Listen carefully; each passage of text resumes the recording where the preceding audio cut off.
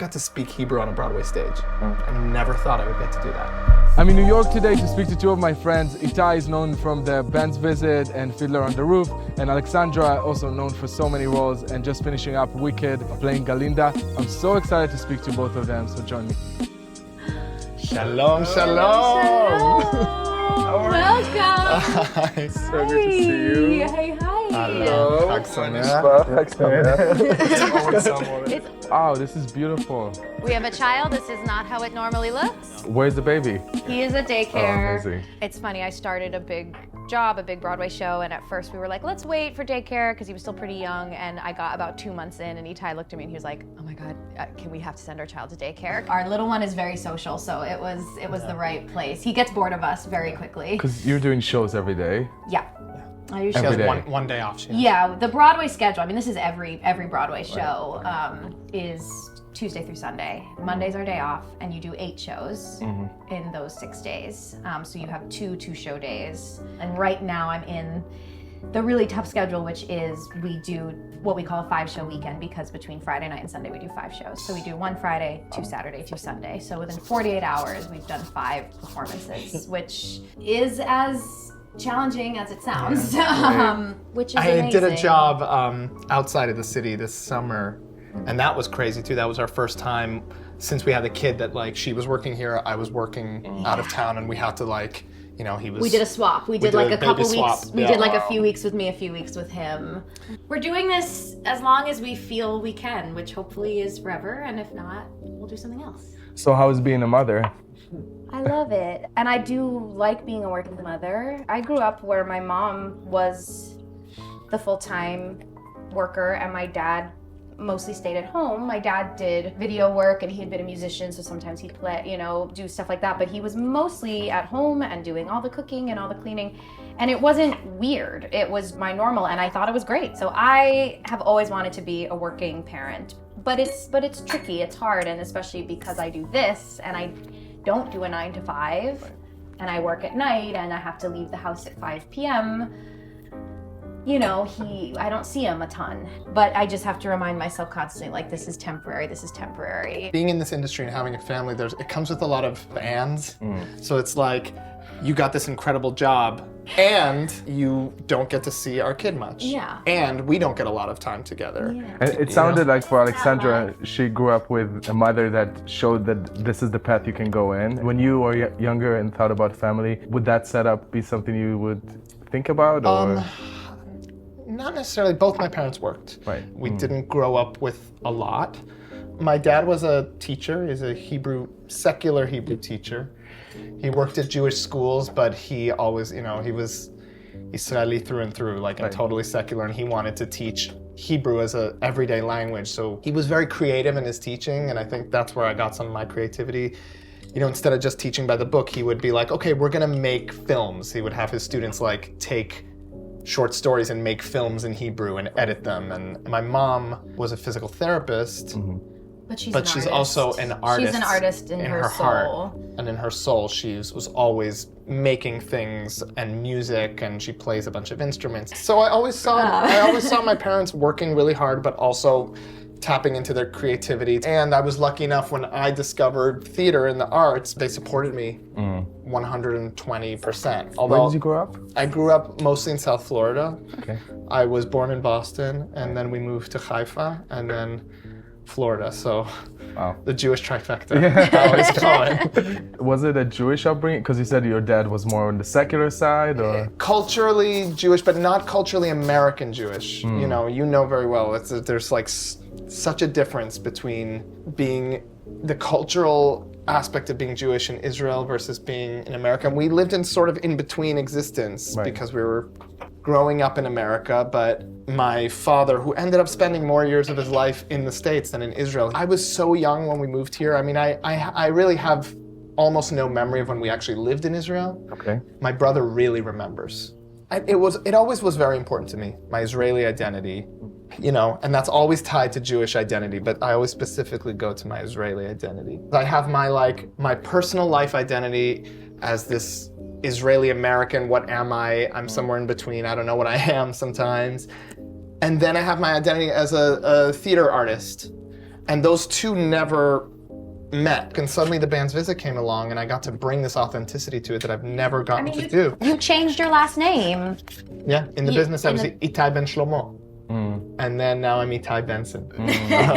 Which is nothing to be ashamed of. It's never a minority's fault that they feel like they have to try and assimilate. I've done a lot more exploration of this part of my identity, especially since the band's visit, and suddenly I was working with other Israeli and Israeli American artists and Arabic artists.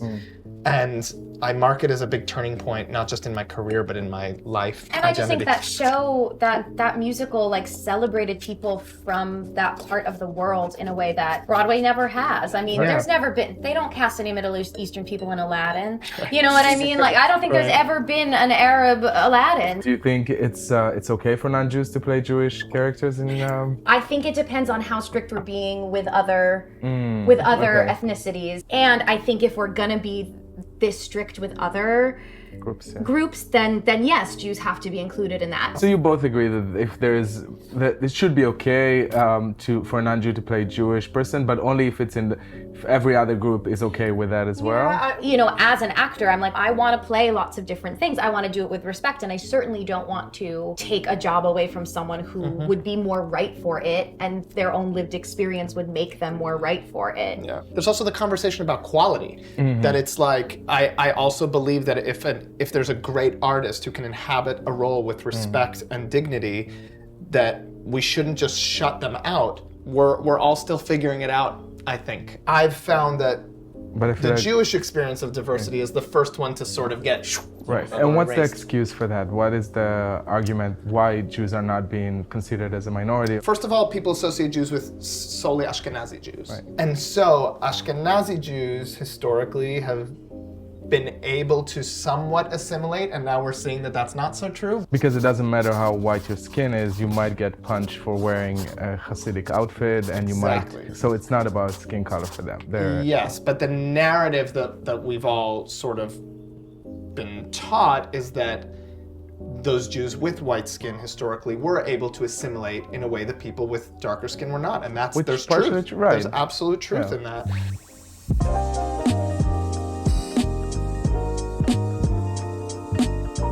I'm not like crazy ritualistic. For this particular role, I've had to do a little more. I try not to get too married to any ritual, because then if you don't have it, you all of a sudden feel like I can't perform without X, Y, or Z. But one thing, steaming your voice is very good, especially because it is winter and it is very dry out and there's no humidity in the air. I try to fit it in, especially in these dry months, to do like a steam. So the main thing I do is steam, and I do a little bit of exercise, truly sometimes like just 20 minutes.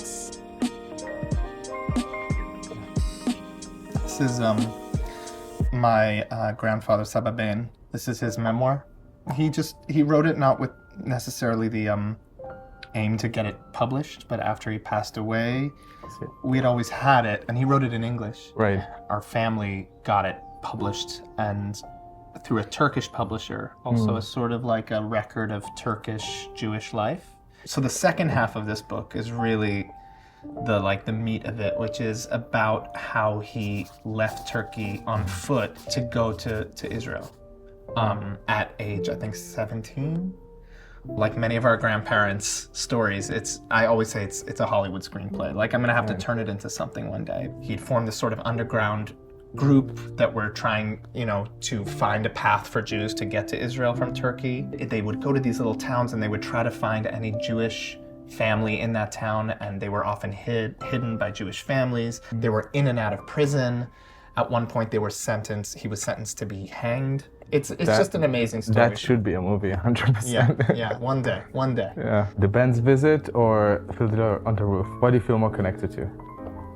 It's gotta be the band's visit. Band's visit also, I had this great comedy song that I got to do. It's one of the only true comedy songs in the show. I tried to bust out the most Israeli accent because that just added to the comedy. I got to speak Hebrew on a Broadway stage. I never thought I would get to do that. Never ever in my life. And it's the most authentically me I have truly ever felt in a role. You were in Wicked together, right? Not together. You didn't play together.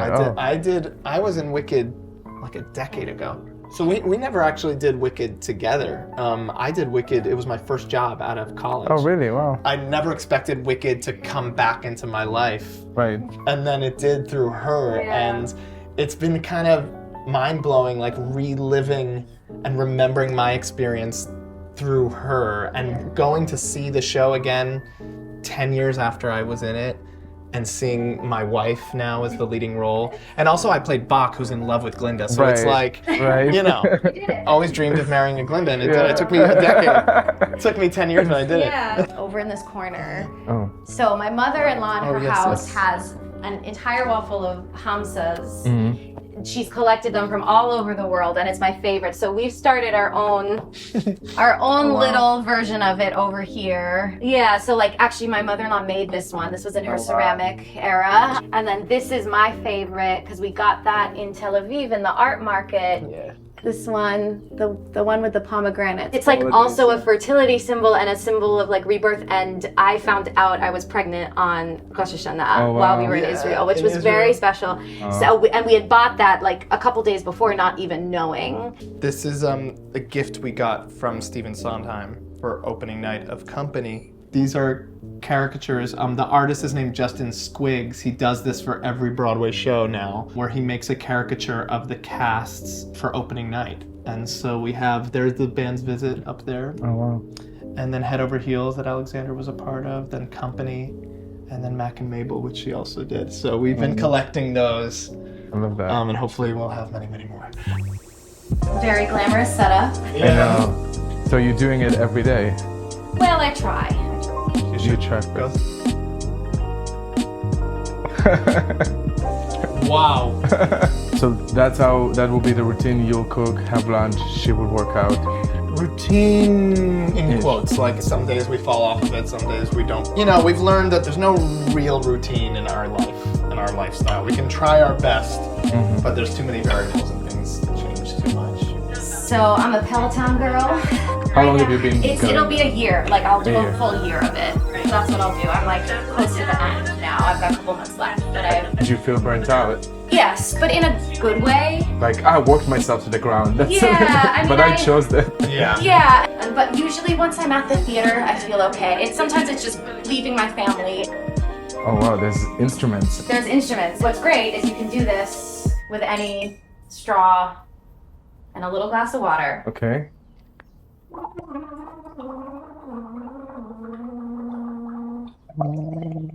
It's too Can you hard. It's good.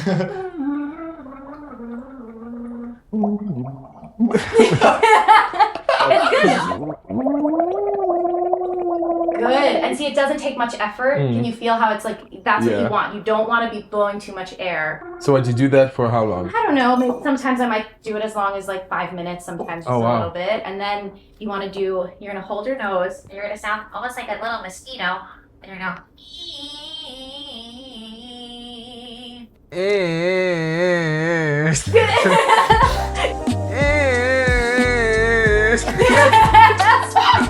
Was not born to be a singer. Broadway ready. I know, let's go. Let's go.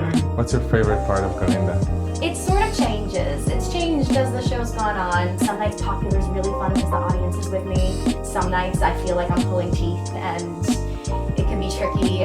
I think that the journey that she goes on is I feel like I really get to investigate that because I start as a very different thing than I end up. Was that your dream to play in Wicked? Yeah, I mean, I think it's a lot of people's. I think most people who saw it, especially as, you know, when it came out when they were young, were like, God, this is all I want to do. So it's definitely been exciting. And I've never done something this big before. Like the show's just so enormous. Just the amount of set pieces and costumes and whatever. And so I feel like it's such a honor and privilege to be able to be part of something so huge that has such global reach. As someone that watched the show dozens of times, and objectively, I think you were the best Glinda I've ever seen on Broadway. Yeah. That's very Me too. This has been incredible. I know. Thank you so much for your Thank time. you so much for this. I'm sweaty, but I'm gonna give you a hug. I'll take a sweaty out. I want to.